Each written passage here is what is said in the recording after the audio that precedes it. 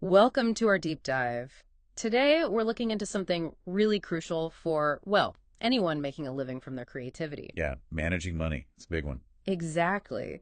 We're pulling some key ideas from excerpts of what's basically an artist's financial playbook, aimed right at artists, creatives, freelancers. And it's such a unique world, isn't it? You spend years honing your craft, but let's face it, art school usually skips the chapter on financial planning. Totally skips it. And the income.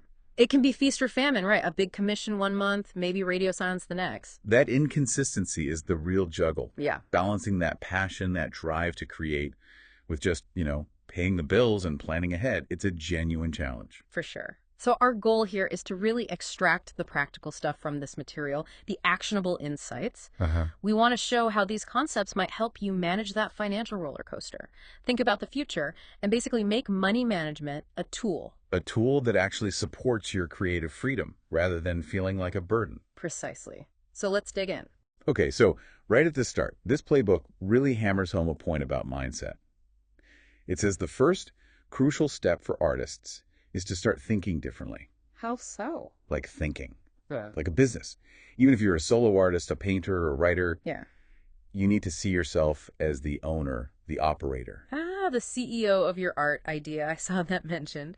What does that actually mean in practice, according to this source? Well, it boils down to getting organized. It means really understanding your cash flow. Knowing what's coming in, what's going out. Exactly, like the rhythm of your money. When do payments usually land? What are your fixed costs? Your variable costs for supplies? And importantly, how can you make the money you do have work a bit harder for you? I think for some creatives, there's almost this resistance, this feeling that focusing on money taints the art somehow. Oh, yeah, that comes up a lot. Like it's the opposite of being creative. Right, but this playbook flips that completely. Yeah. It argues that financial stability is actually the foundation for creative freedom. Okay, explain that a bit more. Well, if you're constantly stressed about next month's rent, how much creative energy do you really have left? Financial planning isn't presented as selling out. More like Buying into your own long-term ability to keep creating. It builds the runway, so your art can actually take off and keep flying. That's a powerful way to put it. Okay, mindset shift. Check. What's next? Where do you start with the actual nuts and bolts? The playbook gets into budgeting, right? It does.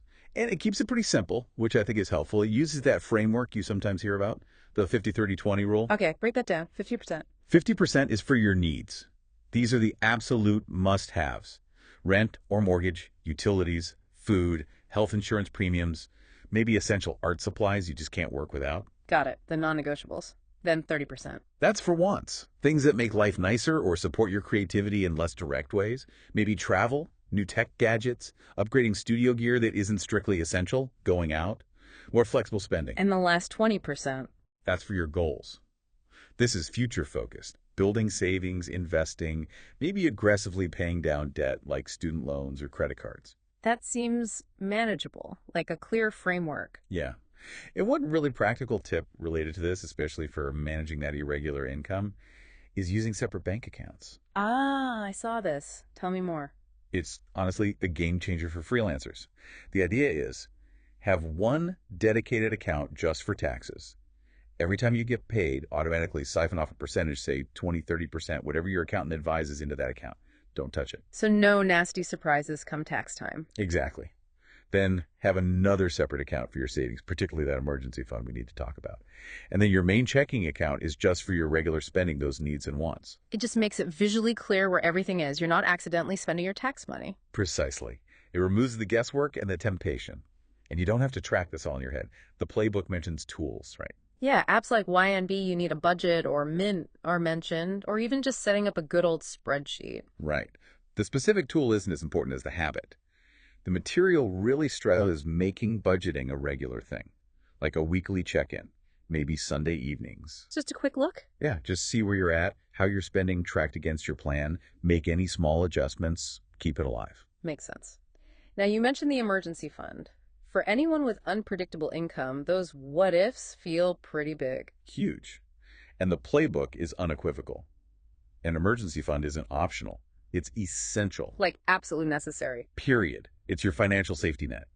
The goal they recommend aiming for is 3 to 6 months worth of your essential living expenses. Your needs. Exactly, your needs category. Enough to cover rent, food, utilities, etc., for several months if absolutely everything dried up. And it's not just for, like, a client skipping out on an invoice or your main computer dying? No, it's broader. It's for any major unexpected life thing. A medical emergency, a sudden need to travel for family, a big car repair. It's the buffer that stops a single event from completely derailing you financially and creatively. So you don't have to take on debt or abandon projects just to cope? Right. And the advice is usually don't feel overwhelmed by that 3 to 6 month goal initially. Just start. Start small. Yeah. Aim for $500 first, then $1,000. Each milestone builds momentum and that feeling of security. It's about progress, not perfection right away. And tied into protecting yourself, insurance comes up too. Definitely. Health insurance is critical, obviously, but also renter's insurance if you rent your home or studio. Even specific insurance for expensive equipment. Because one bad event could wipe you out financially otherwise. It really could.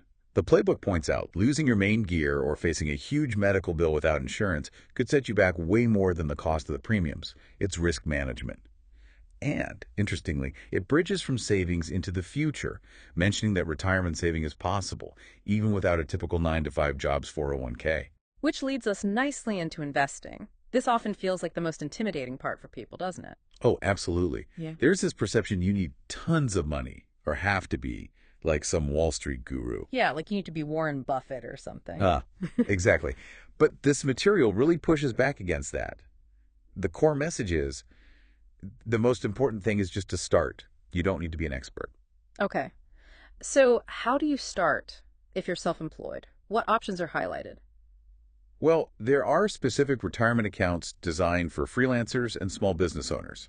The Roth IRA gets mentioned a lot. That's the one where you put money in after tax, right? Correct. You contribute money you've already paid income tax on. The huge advantage is that it grows tax-free, and qualified withdrawals in retirement are also tax-free. Great if you expect to earn more and be in a higher tax bracket later in life. Okay, what else? There's a SEP IRA simplified employee pension. This one often allows for higher contribution limits than a traditional or Roth IRA based on your self-employment income. It's pretty straightforward to set up. Good for people with maybe higher or more variable income. Can be, yeah.